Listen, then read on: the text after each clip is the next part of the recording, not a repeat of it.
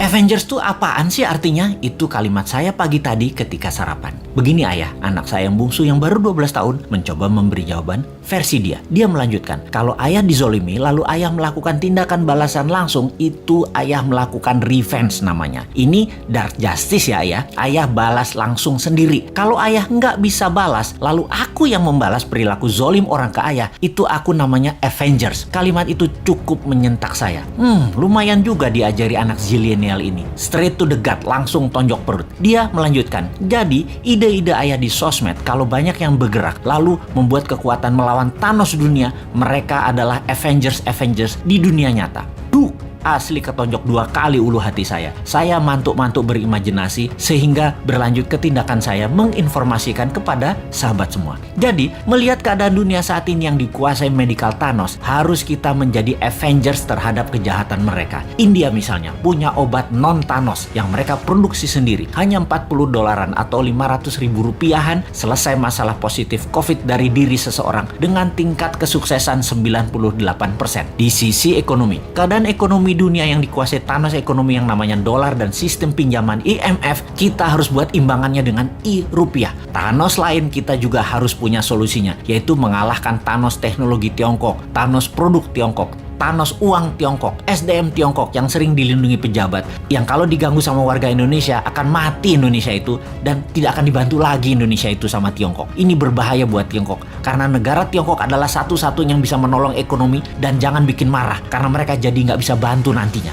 Pejabat segitu rendahnya ya ke NKRI-anmu, kok herannya masih berkuasa dia. Padahal rakyat nggak pilih dia loh, tapi dia bisa melakukan apa aja saat ini. Segitu kuatnya tanaman program mindset di masyarakat ya. Tapi bener deh, saat ini buzzer banyak yang japri DM ke Bosman untuk tobat, bahwa setelah keluarga mereka banyak terpapar COVID dan bahkan meninggal, mereka mikir juga untuk selamanya menjadi corong semu kebenaran. Waduh, bahaya ini kalau lover jadi hater. Kita tidak boleh membenci saudara sebangsa. Kita hanya mengingatkan perilakunya buzzer yang menjadi ancaman integritas dengan produknya membenci sesama anak bangsa. Kita harus sudahi. Para buzzer, tobat. Andalah pemecah belah kesatuan NKRI. Juga mereka di sekeliling pejabat di istana yang parnoan karena tidak ingin sisi lain anak bangsa dapat porsi, menjadi pembisik pejabat dengan memberikan informasi untuk membenci kelompok yang menjual agama. Dan ini adalah generalisir yang berbahaya. Pendekatan solusi tersering dengan kekerasan itu juga harus disudahi. Ini bisa semakin meruncing perbedaan dan ini menunjukkan ketidaknegarawanan pejabat serba bisa itu. Karena apa-apa dia yang ditugaskan untuk menyelesaikan. Harusnya dirangkul. Harusnya anak itu kalau salah jangan dimarahi atau dihukum, tetapi dirangkul. Pak Harto sukses selama 32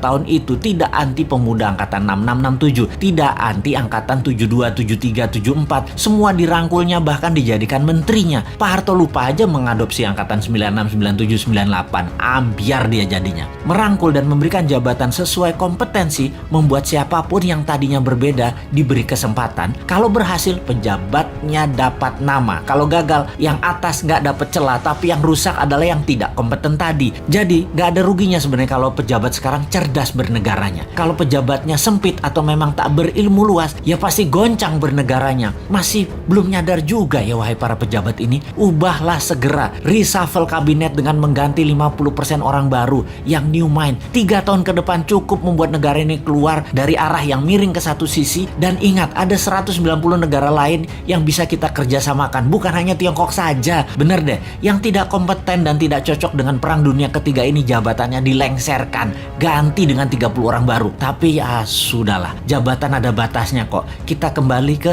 Avengers. Dunia saat ini dikuasai dark side, dikuasai Thanos. Pertama, kita harus melakukan pemahaman dulu bahwa globalis cabal itu ada, tindakannya kejam, dan negara-negara pejabatnya yang lemah nasionalismenya pasti kemakan mereka dan negaranya tadi jadi jajahan versi baru. Kita harus edukasi bangsa Indonesia ini jangan bergantung pada asing-asing dan globalis, tetapi kita harus berdikari, kekuatan ekonomi sendiri, kekuatan kesehatan sendiri, bergandeng tangan dengan mereka yang nasionalis di luar juga banyak, seperti India salah satunya. Jauh-jauh hari Bosman mengatakan obat COVID India akan menjadi terkuat di luar Tiongkok dan globalis. Sungguh, India is the next China, Afrika is the next province of China, Indonesia bisa the next Amerika kalau pemerintahnya paham. Tapi urusan ini kita biarkan dulu. Sebarkan video-video Bosman ini untuk masyarakat memahami globalis musuh kita bersama dan oligarki perusahaan merusak sistem bernegara Indonesia. Kita harus memberikan pemahaman bernegara level dunia demi NKRI utuh di bawah panji Avengers New Mind, yaitu Anda semua sahabat. Anda adalah Avengers New Mind.